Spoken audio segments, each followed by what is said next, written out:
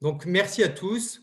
Donc, bonjour. Bienvenue à notre session de notre série universitaire. C'est notre 8e session. On a encore une petite dernière la semaine prochaine. Mon nom est Pascal Landinendal. Je suis responsable du développement de la communauté pour FinTech à Nantes. Et ce soir, j'ai le plaisir d'être accompagné de mon équipe, Leia El Adil, notre directrice exécutive, Géraldine Holliday, notre directrice opérationnelle, Marina Tikou, notre responsable logistique, Nick Belliveau, notre responsable marketing, et Neil Hess, notre responsable des partenariats. On est vraiment content de faire cette série universitaire. Je voulais vous dire comme quoi cette session va être enregistrée et que si jamais vous ne voulez pas être sur la vidéo, n'activez pas votre caméra. Vous pouvez partager, nous taguer sur les réseaux sociaux @FinTechCadence et le hashtag pour ce soir, c'est Unisérie et FinTech 101. Donc tout d'abord, merci. Donc ce soir, on a un panel qui est vraiment super sur la gouvernance des données, tendance future sur l'utilisation des données. Je suis super content d'avoir deux panélistes remarquables, Dominique Payet de la Banque nationale, qui est avocate d'affaires juridiques, et Stéphanie, qui travaille pour Air Canada en tant que gestionnaire intelligence principale des données clients.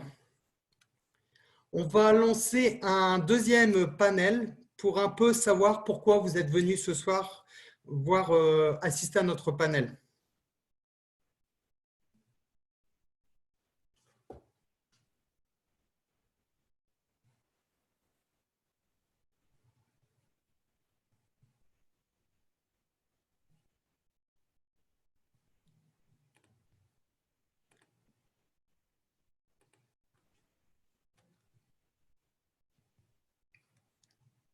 Marina, pourrais-tu lancer le panel?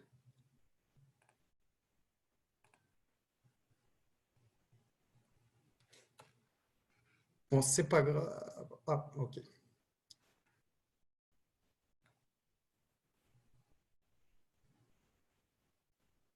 Je vais vous laisser encore quelques secondes avant de répondre.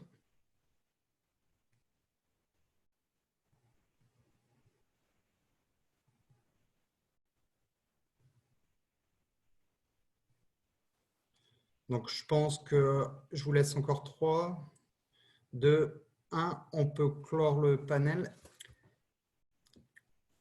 Donc, je tenais à remercier tout d'abord le comité des sciences de données ce soir qui collabore avec nous et spécialement Mélanie Delgado qui est une amie de FinTech Cadence qui a été dans beaucoup de nos programmes et qui récemment a participé à la compétition de la Banque nationale. Sa société a fait partie des 5 finalistes. Donc, bravo Mélanie, on est vraiment content de t'avoir parmi nous ce soir et je suis vraiment heureux de commodérer ce panel avec toi. Je tiens également à remercier tous les clubs étudiants qui nous supportent, qui nous aident au travers de l'année, et spécialement pour cette série universitaire.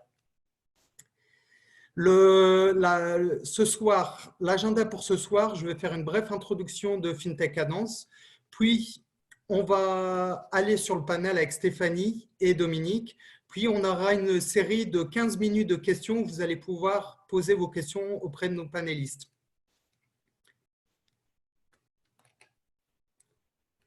Donc, FinTech Cadence. FinTech Cadence, on a 3 missions. Notre première mission, c'est d'éduquer. On éduque les talents FinTech au travers de webinaires comme aujourd'hui. On supporte des entreprises en démarrage et on collabore avec les institutions financières afin de résoudre leurs défis d'innovation. On a un programme principal qui s'appelle le Formaton qui arrive d'ici quelques semaines, le 28 mai, qui permet à toute personne étudiant professionnelle d'avoir leur expérience en FinTech et travailler sur des projets concrets de FinTech.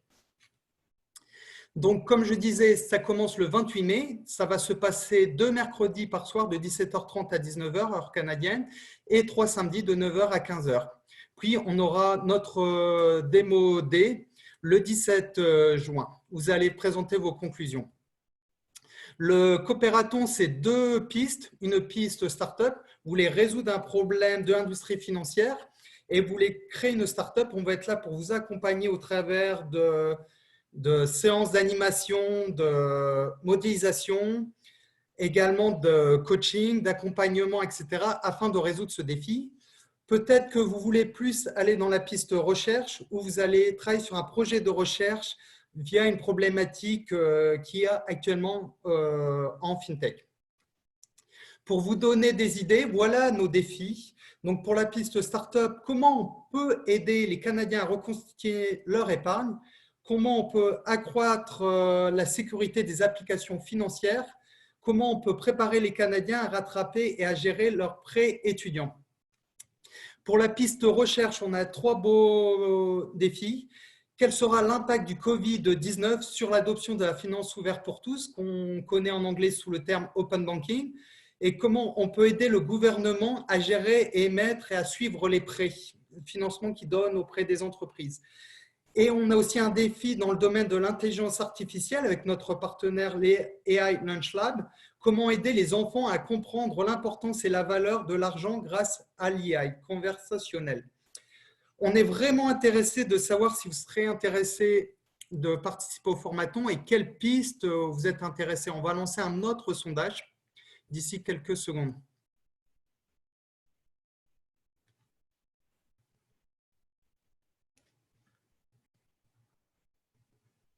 Je vais vous laisser quelques secondes pour répondre au sondage.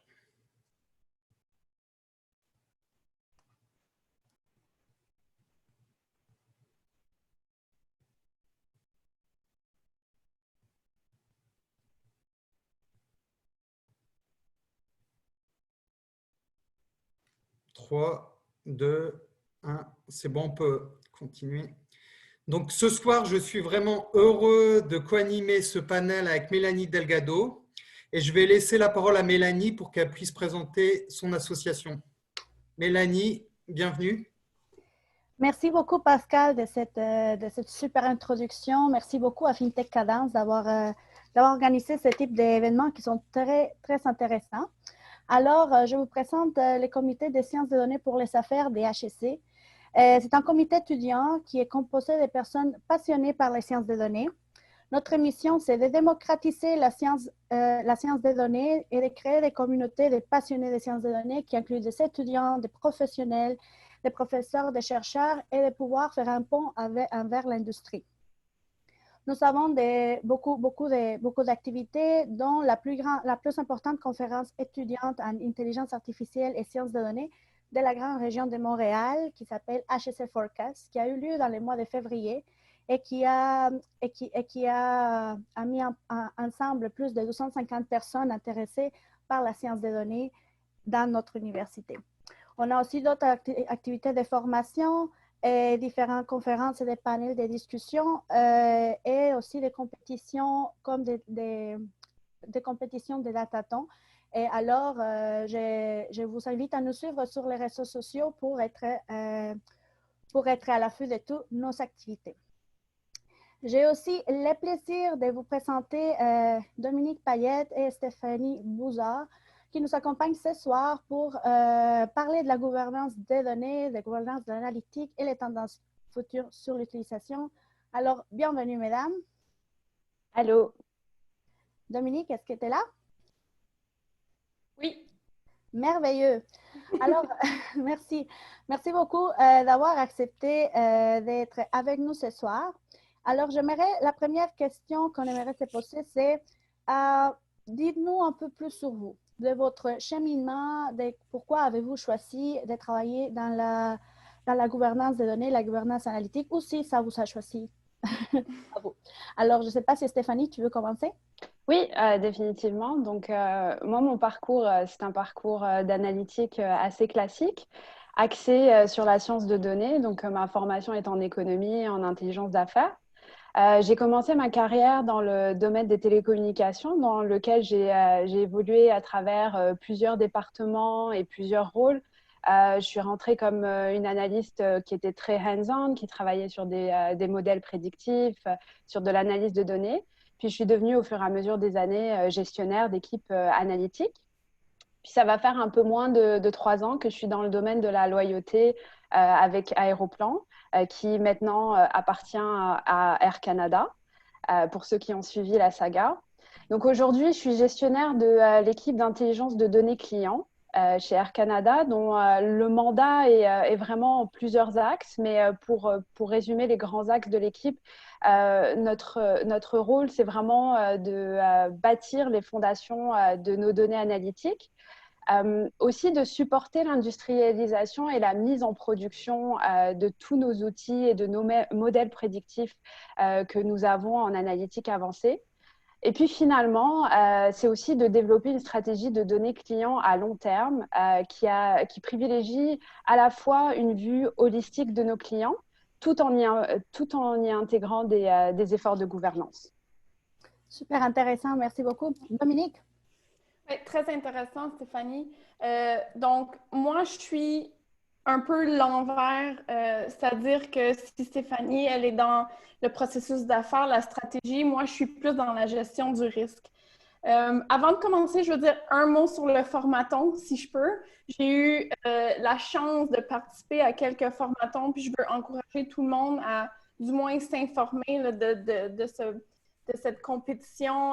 C'est une vraiment bonne manière pour tout plein de parties prenantes de venir ensemble puis d'aboutir à des solutions, mais parfois aussi, c'est des gens qu'on rencontre qui nous débouchent des voies. Donc, j'encourage tout le monde à inquire more about the formathon. Un mot sur moi.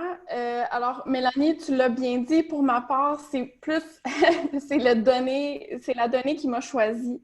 Moi, j'ai étudié en droit, puis je m'en allais directement dans une carrière très, très traditionnelle en litige. Je croyais que je voulais aller à la cour, mais j'ai fait 2 ans de ça, puis j'ai pas du tout aimé ça. Je suis retournée aux études pour étudier davantage le droit, mais c'est là qu'on a porté à mon attention les fintech, parce que je voulais rédiger un travail de maîtrise pertinent qui allait me rendre un petit peu market. Puis on a amené à mon attention les fintech et plus particulièrement les robots conseillers. Donc, j'ai recherché, c'est en 2015, tout ce qui concernait la réglementation du robot conseiller, qui est pas nécessairement de l'intelligence artificielle, du moins au Canada, c'est plutôt de l'automatisation, si on peut le dire comme ça, mais qui engendre quand même des challenges de, bon, comme est-ce que ça change la réglementation? Est-ce qu'on doit favoriser, pas favoriser? Est-ce que c'est bien pour le client ou détrimental? Donc, c'est comme ça un petit peu que je suis rentrée dans la folie de l'analytique de données. Puis ensuite, je suis assez chanceuse pour commencer à travailler à la Banque nationale où c'est en plein boom. On engage tout plein de personnes comme Stéphanie et des scientifiques super talentueux pour développer des AI. On fait affaire avec tout plein de fintech, des partenaires big tech qui nous aident dans nos capacités. Puis moi, j'arrive de l'approche gestion de risque. Donc, bien sûr, légal, je suis aux affaires juridiques, mais c'est plus holistique que ça, notre approche. On se penche sur les aspects opérationnels, sur les aspects éthiques et donc de la gouvernance dont on va parler. Je tente, tu sais, quand les gens entendent gestion du risque, affaires juridiques, les gens frissonnent, là, puis disent c'est comme une clôture à l'innovation. C'est pas le cas. Je vais essayer de prouver mon cas aujourd'hui, comment tout ça peut s'imbriquer ensemble pour, au contraire, favoriser l'innovation. Merveilleux.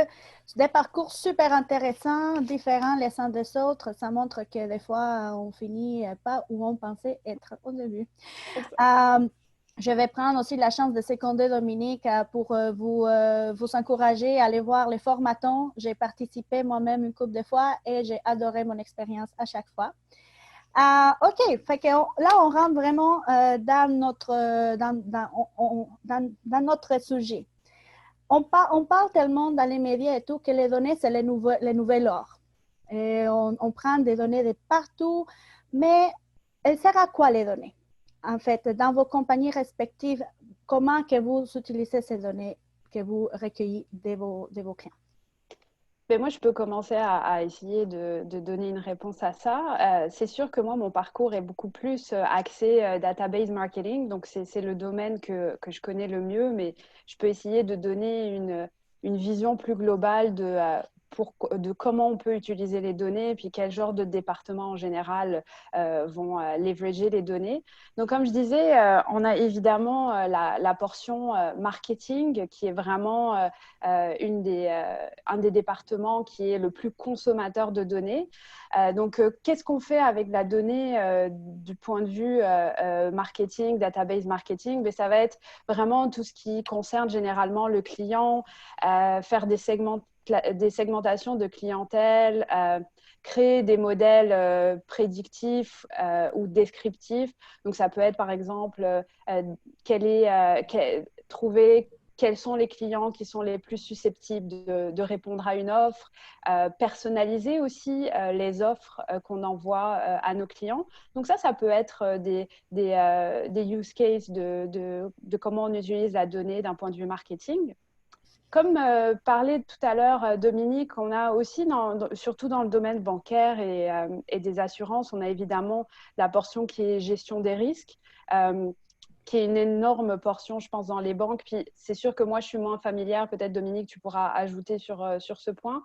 C'est évidemment de la donnée qui est très utilisée dans la modélisation et dans le forecast du côté du domaine bancaire.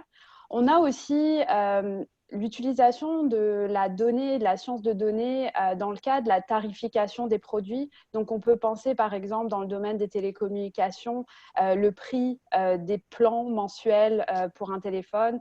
Ça, c'est des équipes entières qui travaillent sur ce genre d'analyse. On parle de modèles prédictifs, on parle de modèles d'élasticité au prix. Donc, ça, c'est vraiment des domaines qui sont assez grands, notamment dans les telcos. Il y a aussi la portion qui est de optimisation de revenus. Nous, dans notre cas, en airline, on a de l'optimisation de vol, de capacité dans nos avions. Donc ça, c'est comme un peu une overview de comment on peut utiliser la donnée. Puis effectivement, comme tu le disais, Mélanie, pendant des années, les compagnies ont été dans une optique d'avoir beaucoup de données. Puis maintenant, on en a beaucoup. Maintenant, on en a peut-être même trop des fois. Ce n'est pas forcément évident de savoir comment tirer de la valeur des données. Et je pense que les compagnies qui réussissent le plus à tirer leur épingle du jeu, c'est celles qui sont capables d'aller vraiment chercher de la valeur et de l'insight dans ces données-là. Merci. Dominique, est-ce que tu veux nous raconter qu'est-ce qui se passe à la Banque nationale? Écoute, Stéphanie a dressé un très bon portrait général. Moi, j'œuvre moins de ce côté-là. Donc, ce que Stéphanie a dit, comme ça dresse les grandes lignes.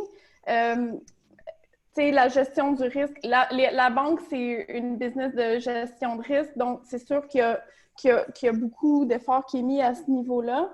Puis, juste pour qu'on se comprenne tous, l'analytique de données, ça ne veut pas dire nécessairement very sophisticated machine learning. Des fois, ça peut être de l'automatisation qui va éventuellement servir à pouvoir faire de l'analytique plus avancée ou du machine learning, mais il faut tenir en compte, je pense que les gens de données qui arrivent dans des grosses compagnies un peu âgées comme les banques, ils cringe au début parce que on a de la donnée, mais elle est papier beaucoup. Fait qu'il y a comme, on peut pas passer des vieux processus à quelque chose d'hyper sophistiqué. Donc, ça, c'est une chose à tenir en compte là, dans la business. Donc, gestion de risque, risque de capital requirements, comme nos ratios de liquidité, nos risques de crédit, nos risques de fraude. Il y a beaucoup d'avancées au niveau du ML puis du risque de fraude. J'ajoute à ce que Stéphanie a dit aussi le NLP.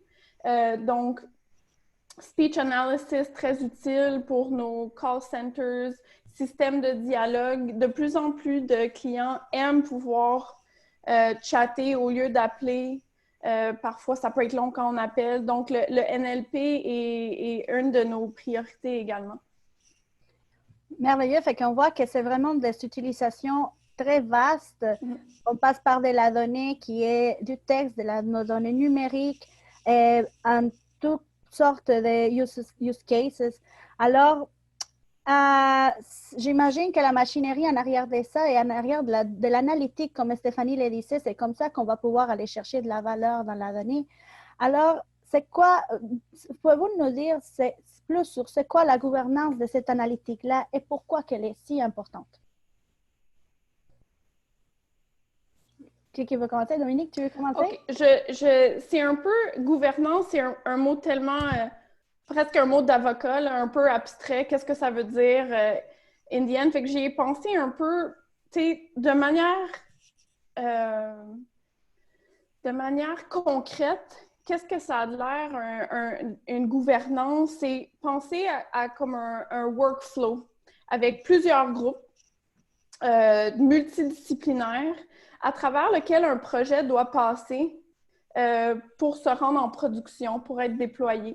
Puis ce workflow-là inclut plusieurs expertises, inclut différents niveaux, différents paliers de décision, dépendant de est-ce que c'est une toute petite implémentation pour un pricing d'un produit qu'on ne vend pas beaucoup, ou est-ce que c'est un gros outil de marketing qu'on va déployer de manière transversale? Donc, la gouvernance inclut parfois des différents paliers dépendant de l'importance des projets.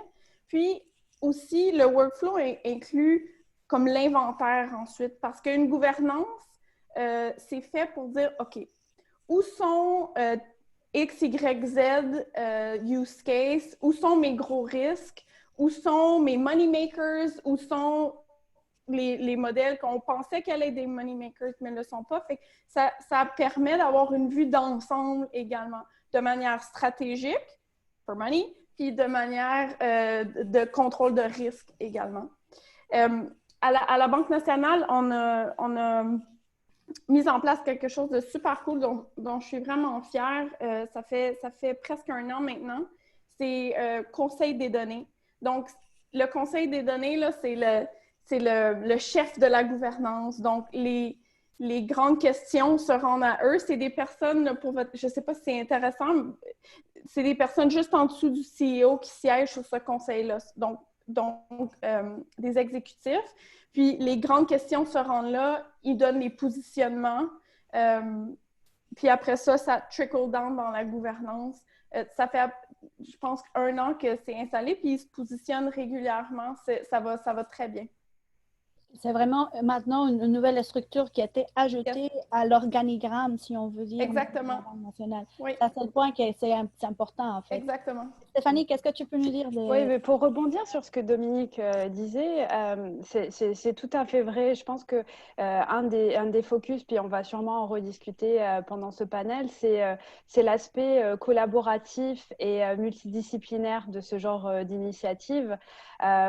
Souvent, on peut penser à tort que la gouvernance, c'est quelque chose qui est dans une boîte, souvent qu'on associe à IT ou peut-être même parfois légal. Mais finalement, les projets de gouvernance qu'on a maintenant dans les compagnies sont des projets qui sont à travers les départements, à travers la compagnie, où on travaille tous ensemble avec un objectif commun. C'est vraiment de créer des processus qui soient plus clairs, de mettre de la responsabilité sur les gens aussi, pour qu'il y ait vraiment une prise en main de ce genre de processus décisionnel. Puis j'ajouterais la portion un peu plus qui est de la gouvernance de données, pour laquelle c'est très important d'un point de vue analytique qu'on ait des processus qui sont mis en place dans les compagnies pour s'assurer de plusieurs niveaux en termes d'intégrité de la donnée, de la qualité de la donnée, parce que comme on dit souvent en analytique, garbage in, garbage out, c'est-à-dire que créer des modèles prédictifs avec de la mauvaise donnée, ça ne va pas donner des bons résultats. Donc ça aussi, c'est une emphase qu'on met beaucoup. Puis de la même façon, chez nous, chez Air Canada, on a une initiative de gouvernance qui est multidisciplinaire, qui reporte aussi directement à des niveaux exécutifs, puis qu'on a dispatché aussi plus bas avec des managers, des directeurs, puis qui nous permet d'avoir des discussions, encore une fois, avec des partenaires autour de la table très différents, des gens du légal, du privacy, IT, de la business, etc. Fait que vraiment un effort multidisciplinaire. J'ai une petite question de suivi à ça que je viens d'avoir. Comment vous faites pour sensibiliser les autres employés, comme par exemple si on a un data scientist qui vient tout juste d'arriver ou des data scientists, ça fait longtemps qu'ils travaillent là, est-ce qu'eux, ils sont sensibles à cette importance-là? Est-ce qu'il y a des formations? Comment vous faites pour sensibiliser tout le monde, toutes les parties prenantes à l'importance de la gouvernance de données? Une excellente question. Il faut savoir que, je me doute que c'est la même chose pour Air Canada, il y a des governance frameworks qui sont déjà en place depuis très longtemps. Fait qu'un nouveau scientifique de données arrive dans ça. Les trois grandes sphères qui d'après moi, touchent là, ce dont on parle aujourd'hui, c'est la gouvernance de données. Donc, ce dont Stéphanie parlait. Is it clean? Is it suitable? Is it representative? Puis ensuite, il y a la gouvernance des modèles qui est très, très, très serrée, du moins pour nous à la banque, parce que c'est une sphère qui est réglementée par notre régulateur OSFI. Donc, validation indépendante, critères de développement. Puis ensuite, il y a la gouvernance des pratiques d'affaires. Parce que c'est beau la partie technique, mais ensuite, comment c'est imbriqué dans le processus d'affaires?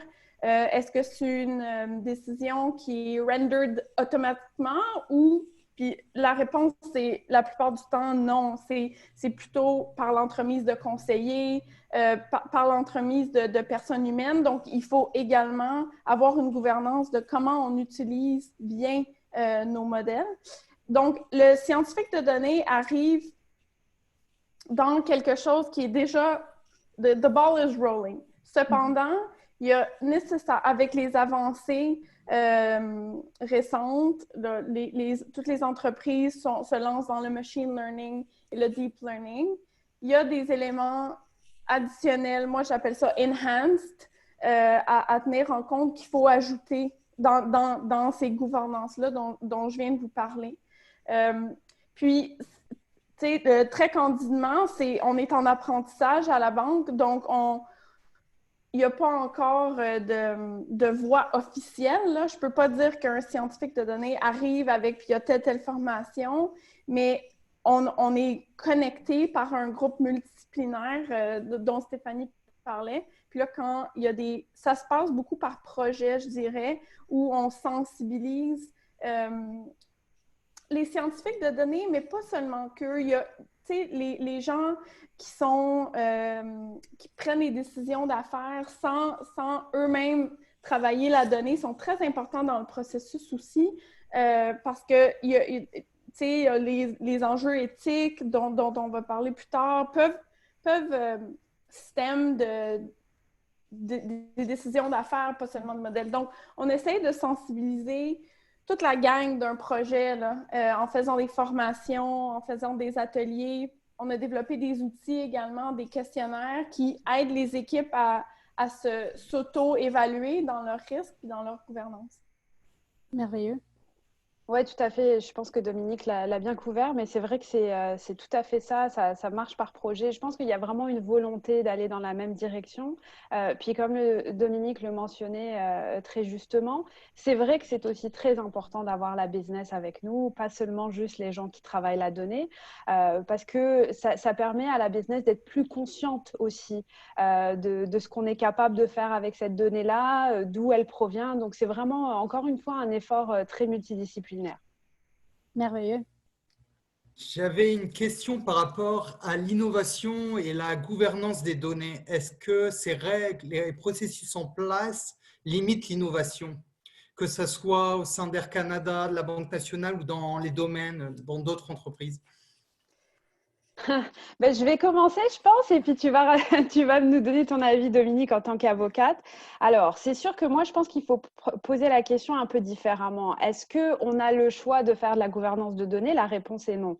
On doit le faire. Maintenant, il y a des règlements qu'on doit suivre, qui sont des règlements gouvernementaux. Donc, en termes de réglementation pure, on doit suivre un certain standard. Maintenant, je pense que d'un point de vue analytique, il y a toujours eu une façon, en tout cas moi, là partout où j'ai travaillé, les gens qui travaillent la donnée ont ce sens des responsabilités, qu'on ne fait pas n'importe quoi avec la donnée. On est très sensible à ça, on fait très attention. Fait que je pense qu'on a vraiment cette conscience-là depuis des années que c'est quelque chose de sensible et qu'il faut avoir une certaine éthique et une certaine gouvernance là-dessus. Est-ce que ça limite l'innovation? Je ne crois pas. Je pense que c'est juste des critères qu'il faut faire avec. Et effectivement, les projets sont parfois plus longs parce qu'il faut avoir certaines discussions qui sont parfois difficiles. Souvent, j'aurais jamais pensé effectivement me retrouver autour de la table avec des gens de privacy ou de légal. Il y a 10 ans, quand j'ai commencé ma carrière en analytique, je pensais jamais travailler avec des avocats et pourtant, maintenant, on est tous autour de la table à discuter ces enjeux-là. C'est des enjeux qui sont majeurs. Je pense que c'est au Canada, c'est partout dans le monde. Les compagnies sont très observées sur leur façon dont elles utilisent les données. Donc, on a besoin d'être responsable et on a besoin de travailler ensemble dans cette direction-là. Donc, de mon point de vue, je pense que non, ça n'empêche pas l'innovation. C'est quelque chose qui est là et qu'on doit faire avec. Totalement d'accord. Vraiment bien dit, Stéphanie. La manière que j'aime convaincre même mes gens à l'interne, puis comme ça, quand je discute avec d'autres parties prenantes, c'est la gouvernance, c'est la meilleure amie de, j'ai pas le mot français, scalable data analytics. Donc, je m'explique.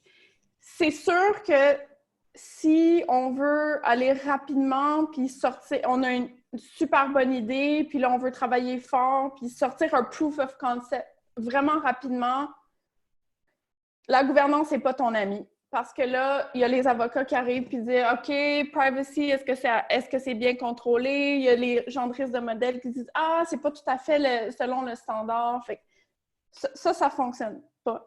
Mais par exemple, un proof of concept, c'est bien, il en faut, mais c'est pas là où est la différence. C'est quand on est capable de scale the solution, puis le déployer à grande échelle. Puis ça, je veux dire, si tu vas vite en mode proof of concept, tu vas te buter. Oublie les aspects égaux, juste en matière d'infrastructure, architecture. Je l'ai vécu personnellement, moi, avec un chatbot juridique à la banque sur lequel j'ai travaillé. On est allé vite, vite, vite. Mais après ça, on s'est buté à l'infrastructure. Ensuite, les enjeux légaux, les enjeux éthiques. Dans une grosse compagnie aussi, nous, on est 22 000 employés à la Banque nationale. Peut-être qu'il y a une autre équipe qui fait quelque chose de similaire. Puis, ils ont une autre orientation. Fait que tu vas te faire arrêter par tes exécutifs qui disent « Mais non, t'es dans le champ gauche parce que t'es pas aligné avec telle équipe. » Fait que ça vient vraiment... Si le cadre de gouvernance est bien mis en place, puis c'est un défi de le faire aussi, mais une fois que c'est streamline, ça ne peut qu'aider les projets AI à grande échelle. D'accord, je comprends bien. Et il y a une chose qu'on parlait, que vous avez abordé la question, on parle d'éthique des données, mais qu'est-ce qu'on entend vraiment derrière cela en fait? Je commence, Stéphanie, puis tu poursuis ensuite. Oui, définitivement. Je pense que c'est une question d'avocate. En fait, je veux pas m'approprier. Il y a des tu sais, je suis pas éthicienne. J'ai pas étudié l'éthique. Mais je travaille, je fais beaucoup de recherches et de lectures à ce niveau-là depuis plusieurs années. Puis, l'éthique, c'est quand on veut justement surpasser ce qui est légalement requis. Moi, c'est comme ça que je le vois parce que c'est mon angle. parfois, il y a un minimum requis par la loi qui peut, tu sais, puis pas simplement, comment le dire, il faut se mettre dans la position du client, puis de dire, est-ce que le client va bien se sentir, par exemple, avec l'hyper-personnalisation? Puis l'éthique, contrairement au droit, mais il y a des zones grises dans le droit, mais l'éthique, man, il y a tellement de zones grises parce que si je suis assise, je serais intéressée de faire un poll avec les gens qui nous écoutent en ce moment. Qui aime l'hyper-personnalisation? Recevoir des offres marketing qui, clairement, sont tributaires de peut-être soit les endroits où je suis allée ou les achats que j'ai faits. Il y a des gens qui adorent ça. Ils disent, parfait, ma banque, ma compagnie aérienne savent exactement ce que je veux. Tandis qu'il y a d'autres personnes qui disent, tu sais, it's creepy. Fait qu'on a dans beaucoup de projets à se poser la question cool versus creepy. Fait que c'est ça un peu l'éthique des données. Maintenant, il y a bien sûr les questions des... c'est très important pour nous à la banque, les droits fondamentaux, s'assurer qu'on a des cadres qui font partie de notre gouvernance, des tests en place, que dire ce projet-là, il faut faire très attention à nettoyer la donnée parce qu'on veut éviter les biais historiques, tout ça. Fait que c'est ça un peu l'éthique des données, c'est aller plus loin que juste le légal et puis conscientiser. Là, c'est les niveaux, les affaires, les business lines, mais aussi les exécutifs parce que les grandes décisions viennent d'eux. Ouais. Et juste pour rebondir sur ce que tu disais, l'aspect, la ligne est fine justement entre le cool et le creepy. Moi, je dirais qu'en analytique, que ce soit dans les telcos puis dans les airlines comme je suis maintenant, les gens qui travaillent directement avec la donnée sont très conscients de ça.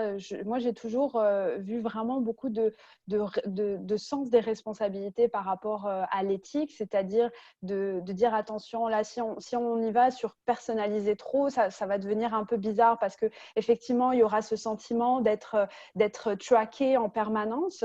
Donc, nous, vraiment, d'un point de vue business, on a pris l'approche de qu'est-ce qui est, d'un point de vue du client, quelque chose qui est positif pour lui. C'est-à-dire que c'est vraiment, on personnalise un contenu pour que ce soit de la valeur ajoutée pour lui, puis qu'on réponde vraiment à ses besoins et à ses demandes. Donc, il y a vraiment ce côté-là où on est très précautionneux. Puis, je pense aussi qu'il faut prendre un pas en arrière. Puis, le grand public pense à tort qu'on a accès à tout genre de données, qu'on est capable de faire tout et n'importe quoi, qu'on est un peu Big Brothers, mais dans les faits, ce n'est pas du tout ça. On n'a pas accès à toute la donnée. Aller chercher de l'insight dans des dizaines de millions de données, c'est vraiment pas facile. Donc, généralement, pour revenir à quelque chose que tu disais tantôt, Dominique, le mieux est l'ennemi du bien. C'est-à-dire que souvent, on va aller sur des choses qui sont plutôt assez straightforward. Ce n'est pas super sophistiqué, mais ça va répondre très, très bien aux besoins de personnalisation. Et puis, ça va nous permettre vraiment d'avoir une perception de nos clients qui est une perception positive et pas du tout de perception de creepy ou qu'on les track en permanence. Oui. Exactement. C'est très bien dit. Puis je pense que c'est même pas un enjeu seulement propre à l'analytique de données. Ça, c'est aller chercher le besoin du client. Parfois, les grandes entreprises sont peut-être un petit peu arrogantes puis se disent « Moi, je sais qu'est-ce que mon client veut », mais c'est à essai-erreur qu'on se rend beaucoup compte. C'est pas le cas. Il faut aller s'assurer qu'on remplit un vrai besoin du client quand on développe des produits, que le produit soit supporté ou non par l'analytique de données. Fait que ça reste pour les produits dont on parle depuis tout à l'heure. Puis c'est ça qui guide, puis c'est ça qui est comme la pierre angulaire de l'éthique, s'assurer qu'on c'est pour le bien du client. En tout cas, merci beaucoup. On va ouvrir la parole à nos participants. J'en suis sûr qu'ils ont beaucoup de questions pour nous. Donc, je vous invite à poser vos questions pour Stéphanie et Dominique, soit dans la partie chat ou soit dans la partie dédiée directement aux questions sur Zoom. Bon, peut-être pendant qu'on attend, je pourrais poser une question. C'est quoi vos conseils en matière de gouvernance pour les fintech ou les startups qui commencent? Comment qu'on va tackle cette bête-là? Alors, je peux prendre un angle assez analytique, business, parce que les startups, c'est à une autre… ouais, alors, souvent, les startups, elles partent de zéro. Donc, elles vont… Surtout quand on parle des startups qui sont tech, ça va être généralement des structures qui sont très agiles, donc qui sont capables d'aller fetcher de la donnée assez vite, dans des proportions assez grandes. Donc, je pense que les startups se retrouvent probablement souvent, enfin en tout cas des discussions que j'ai eues avec mes amis dans le domaine, se retrouvent avec beaucoup, beaucoup de données, trop de données, puis elles ne savent pas forcément quoi faire de toutes ces données. Parce que pendant des années, on nous a dit il faut la donnée, c'est l'or des compagnies. Donc, c'est super important d'en agréger. Bon. And then next, c'est quoi? C'est qu'est-ce qui se passe? Qu'est-ce que tu fais avec toute cette donnée? Comment tu fais pour trouver l'insight? Comment tu fais pour la traiter? Donc, je dirais que généralement, en termes de start-up, pour l'investissement dans les plateformes qui sont capables de supporter ce genre de volume de données, c'est des plateformes big data. Je pense qu'en général, elles sont assez agiles là-dessus. Maintenant, comment faire pour aller chercher de la valeur dans cette donnée-là et la gouverner? Parce que c'est bien beau d'avoir des millions de données, mais c'est quoi? Il faut l'explorer, il faut savoir ça concerne qui, il faut la documenter aussi. Puis ça, de façon générale, les gens n'aiment pas documenter la donnée. Ce n'est pas quelque chose qui est très glamour. Les gens, ça ne les tente pas. Ils ne veulent pas faire des fichiers Excel documentés, etc. Fait que moi, je pense que pour les startups, une des choses à mettre en place assez rapidement, c'est que dans les efforts d'aller aller chercher cette donnée-là et la stocker, il faut aussi commencer rapidement à travailler des processus de gouvernance où, parmi les équipes analytiques, souvent, on commence à désigner ce que j'appelle des SMEs, des data champions, qui vont devenir les experts de ce type de données. Par exemple, les experts de la donnée qui vient de nos clients sur notre site web, par exemple. Et donc, ça permet de désigner donc des SME qui vont s'occuper d'explorer cette donnée-là, de la documenter, puis ça va être plus facile ensuite pour la structure, pour la start-up et pour les équipes, d'avoir du knowledge transfer en ayant désigné des SMI, je dirais, par type de données, parce que sinon, on peut vite se retrouver… les données, c'est des grandes vagues. Donc, on peut se retrouver vraiment envahi par la donnée. On ne sait pas trop comment aller chercher de la valeur avec ça. Donc, je pense que pour les startups, c'est vraiment vraiment l'importance de mettre l'accountability sur les gens et désigner des SMI. Je pense que c'est contrairement aux grandes corporations où évidemment, il y a ce besoin-là, mais il y a aussi généralement le besoin qui est plus IT d'investir dans ces plateformes-là. Je pense que généralement, les startups ont moins ce problème puisqu'elles sont très agiles, puis elles vont sur le cloud tout de suite parce que c'est très flexible. Si je peux ajouter à ça d'un point de vue gestion de risque, peut-être que c'est un peu idéaliste qu'est-ce que je dis. Je sais que j'ai jamais été dans une startup. Je sais que c'est extrêmement prenant puis qu'il n'y a pas beaucoup de temps puis c'est intense, mais je dirais juste de s'intéresser au grand bucket d'une gouvernance d'analytique. Tu sais, les règles de protection des renseignements personnels, les règles si on est dans l'investissement. Il y a des règlements qui encadrent les conseils d'investissement. Juste s'approprier un peu, sans rentrer dans le conseil juridique nécessairement, les grandes lignes de la sphère où on opère pour ne pas être pris de court après quand c'est le temps de déployer. Merveilleux. Je vois qu'il y a eu une question sur le chat. Donc, ouais, excusez-moi pour l'acronyme. SME, Subject Matter Expert. Donc, c'est vraiment, moi, quand je désigne ça, c'est des personnes qui sont expertes du sujet. Donc, par exemple, les données clients, les données web, etc. Donc, c'est vraiment un expert du sujet. On a pas mal de questions. On a une question de Benetta Pastore. Avez-vous des exemples concrets de cas où une innovation techniquement réalisable a été stoppée par l'éthique de l'utilisation de la data?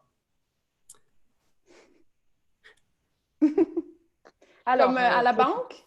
À la banque ou chez Air Canada ou ce que vous avez pu voir? Je pense que je pourrais répondre, mais de façon plus générale qu'un exemple spécifique. Techniquement réalisable, il y a beaucoup de choses qui sont techniquement réalisables.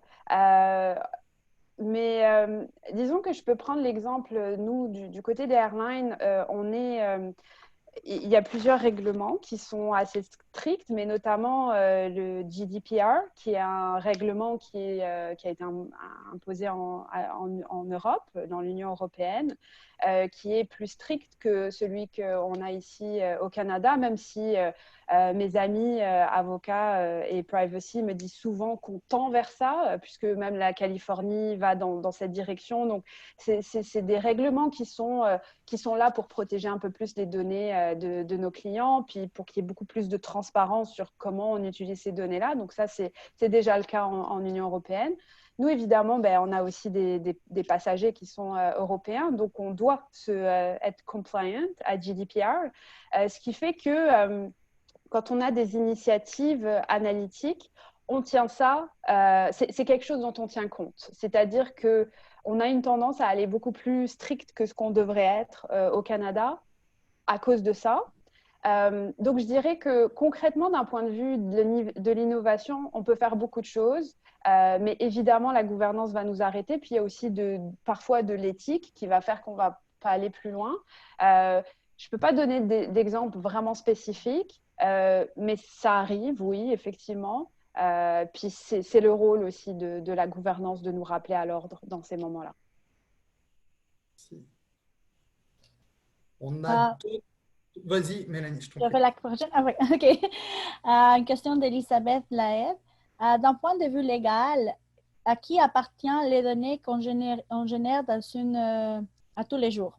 Par exemple, mes données bancaires, j'ai payé ma banque pour les storer, mais je n'ai jamais on ne m'a jamais demandé si on peut les utiliser avec des tierces parties pour les accéder. C'est quoi vos pensées?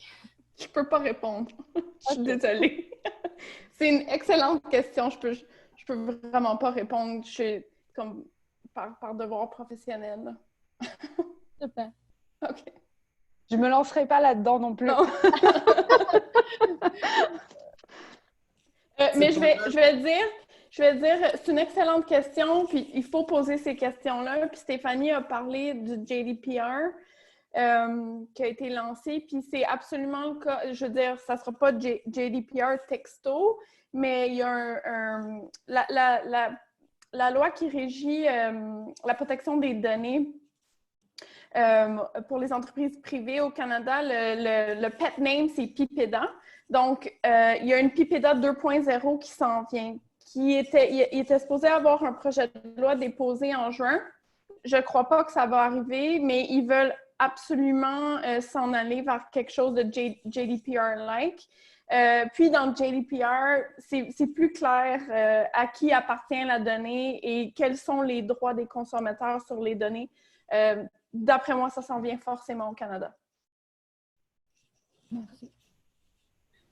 Il y a une question sur comment travaillez-vous concrètement avec les UX, les chercheurs en UX qui vont justement faire des études pour connaître les besoins des utilisateurs. Quelles synergies se mettent en place et comment? Alors ça, c'est plus une question analytique là, qui n'est pas forcément liée avec la gouvernance. Généralement, c'est des équipes qui travaillent très proches. Alors, prenons un step back.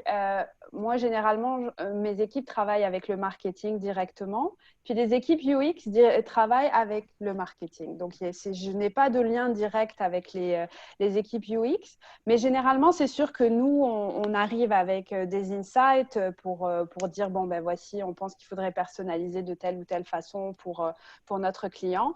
Puis après, c'est plus dans le déploiement de comment on va faire pour que la plateforme soit plus user-friendly et que les clients voient en premier ce qu'on veut qu'ils voient en premier. D'accord.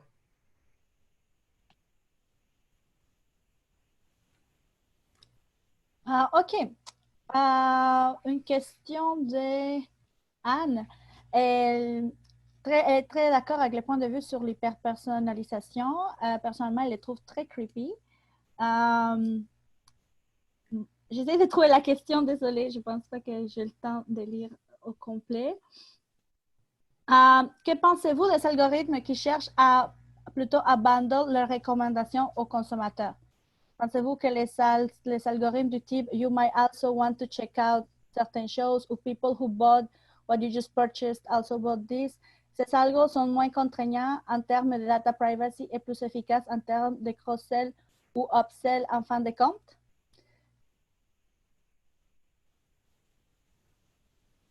Je ne suis pas certaine de comprendre la question. OK. Sinon, est-ce que quelqu'un peut la reformuler peut-être? Vraiment désolée. Attends, ce que je vous propose avant de la reformuler, on va la relire. J'ai une autre question de Mohamed Jamal.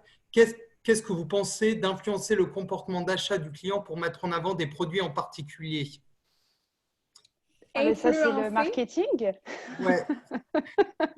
C'est ce qu'on fait en marketing. Alors, en fait, je pense que oui, c'est le marketing, c'est la base du marketing, d'influencer nos clients. Par contre, moi, je dirais que d'un point de vue analytique, on va avec une approche qui est, c'est pas binaire, c'est-à-dire qu'on va pas influencer nos clients à acheter des choses qui ne les intéressent pas. Je pense que l'analytique, un des rôles qu'on joue, c'est justement de créer des outils, de créer des modèles qui vont nous permettre de savoir quel est le bon produit à pousser pour ce client par rapport à ce qu'on connaît de lui. Donc, un exemple très simpliste, si je sais que par rapport à tes comportements, tu voyages à tous les ans en Europe, je ne vais pas te pousser quelque chose pour aller en Amérique du Sud, je vais te pousser quelque chose pour aller en Europe. Donc, je ne vais pas te forcer la main à quelque chose que tu n'aurais pas pensé. Au contraire, je vais comprendre bien tes besoins, puis je vais utiliser mes outils analytiques pour t'offrir la chose qui est la plus pertinente pour toi. Très bien dit, Stéphanie. Puis, malgré que je sais que les banques ont une certaine réputation dans la société, on est soumis légalement et de manière réputationnelle à un très haut devoir de conseil. Dans plusieurs de nos sphères, c'est le meilleur intérêt du client et rien de moins. Donc, influence, c'est une manière de le dire, mais pour nous, c'est plutôt d'aller essayer de comprendre le client le mieux possible pour lui donner le meilleur conseil possible. C'est pas une question de manipuler. Je pense qu'un des sujets les plus intéressants dans l'éthique, dans toutes les guidelines qui ont été sorties là-dessus, celui de l'Union européenne était excellent sur l'autodétermination. L'utilisation de l'analytique de données ne doit pas aller jouer dans la tête des gens pour manipuler. Ça, c'est des principes qui sont très importants là, pour des entreprises comme les nôtres. Tout à fait, oui. OK, je vais me réessayer avec la question de tantôt, avec un exemple personnel. Mettons, par exemple, je parle avec ma coloc de tapis de yoga, puis après, je trouve des annonces sur Facebook de tapis de yoga. Alors, on est comme Facebook nous écoute. L'hyperpersonnalisation, si je comprends bien. Mais par exemple, il y a d'autres types Amazon que j'achète en affaires et ils me disent d'autres usagers comme vous ont acheté ci ou voici, ouais, par exemple, ça c'est les algorithmes que Anne parlait de type bundle. Alors, c'est quoi vos opinions par rapport à l'un à l'autre, hein, qui est plus creepy ou pas? C'est certain que dans l'exemple qu'elle a donné, on va au-delà de l'hyper-personnalisation parce que je ne sais pas où on aurait, si tu parles à ta coloc d'un tapis de yoga et que tu vois ça sur Facebook, je ne sais pas comment ça viendrait parce que Facebook n'est pas encore capable de lire dans tes pensées, pas encore. Donc, si Facebook te pousse ça, c'est qu'à un moment donné, il y a quelque chose que tu as fait. Je pense qu'il faut vraiment être très conscient de ça. Le grand public pense qu'on est épié en permanence, mais généralement, c'est plus simple que ça. Probablement que tu as liké la marque Lululemon et que c'est pour ça qu'il te pousse un tapis de yoga. Il faut faire attention avec le creepy puis l'hyper-personnalisation. Pour moi, faire un contenu très personnalisé, c'est quelque chose qui, en prenant la donnée que tu as mis toi-même, c'est-à-dire qu'avec tes likes, avec tes recherches, qui n'a pas fait déjà une recherche sur aller quelque part, puis paf, vous voyez des bannières d'Expedia partout pour louer un Airbnb dans cet endroit. Mais ça, c'est pas l'ordinateur qui est magique, c'est juste que bon, bah, vous allez chercher d'aller à Barcelone, par exemple.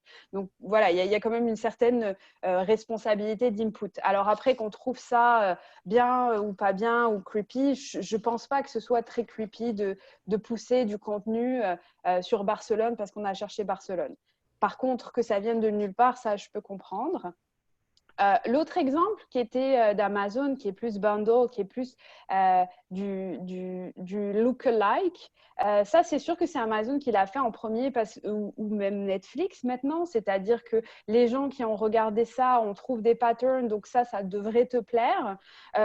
De façon générale, et même moi en tant que consommatrice, je trouve que c'est quand même assez pertinent, puis ça peut driver de l'intérêt, puis peut-être de l'achat aussi, sur des choses qui semblent somme toute pertinentes. Puis il ne faut pas oublier que ces grands géants-là ont accès à énormément de volume de données, donc c'est assez pertinent de faire ça.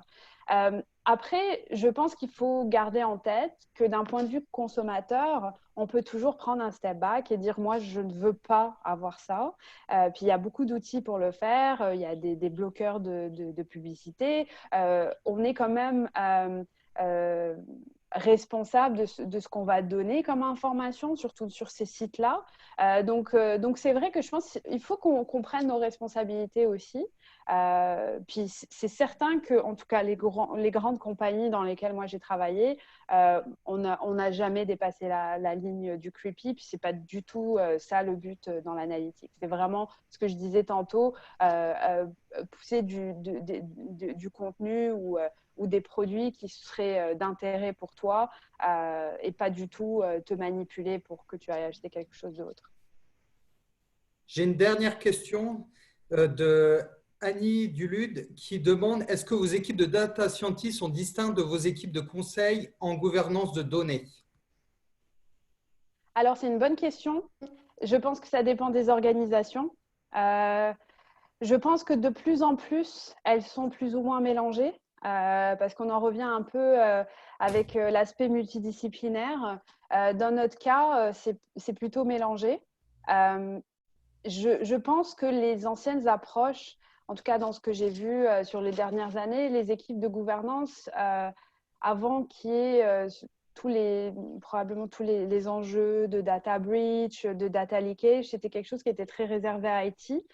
De plus en plus, ça devient plus des initiatives qui sont multidisciplinaires, donc qui vont vivre dans plusieurs équipes plutôt qu'une équipe dédiée. Par exemple, nous, dans notre cas, notre équipe qu'on appelle la Task Force, c'est une équipe qui est multidisciplinaire. Ce n'est pas une équipe spécifique, c'est des gens de légal, des gens de privacy, des gens de la business, des gens d'IT, etc. Moi, j'ai l'impression qu'on tend plus dans cette direction. Je ne sais pas si, Dominique, tu as la même analyse que moi. Même chose. C'est certain qu'il y a des équipes de scientifiques de données, c'est certain, mais même si peut-être ils n'ont pas le même patron, ils sont tous bundlés avec un business lead, avec un un propriétaire du processus.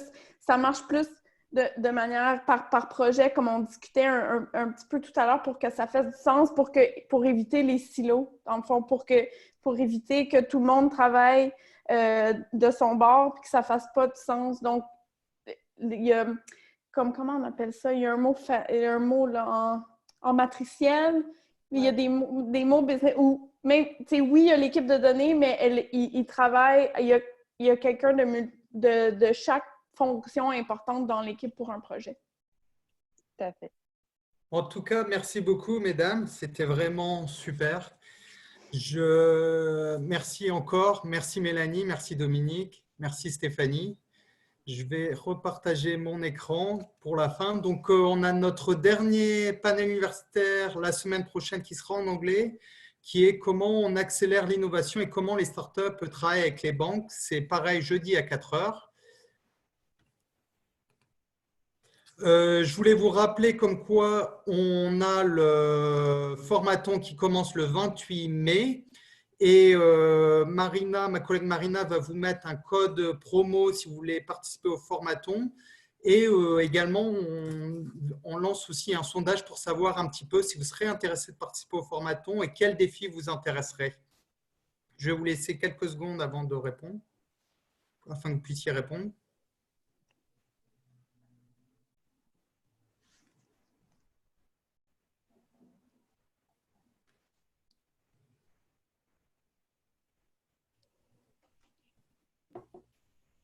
Ok, je pense qu'on a la plupart des réponses. On va pouvoir fermer le sondage. Mais en tout cas, merci beaucoup.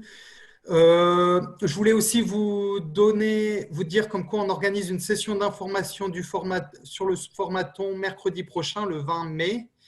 Donc, si vous avez la moindre question sur le formaton, vous pouvez assister à la session. Et si vous avez des questions entre-temps, vous pouvez aussi nous écrire à info@fintechcadence.com. Et je voudrais remercier, même si là, on ne peut pas le faire en direct,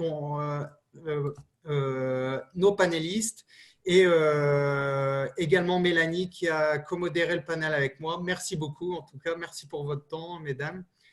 Et on était vraiment ravis de vous avoir sur le panel. Et c'était vraiment très intéressant. J'ai appris énormément de choses sur les données et notamment sur la gouvernance de l'analytique et des données. Donc, merci beaucoup. Et je vous dis à la semaine prochaine et merci encore.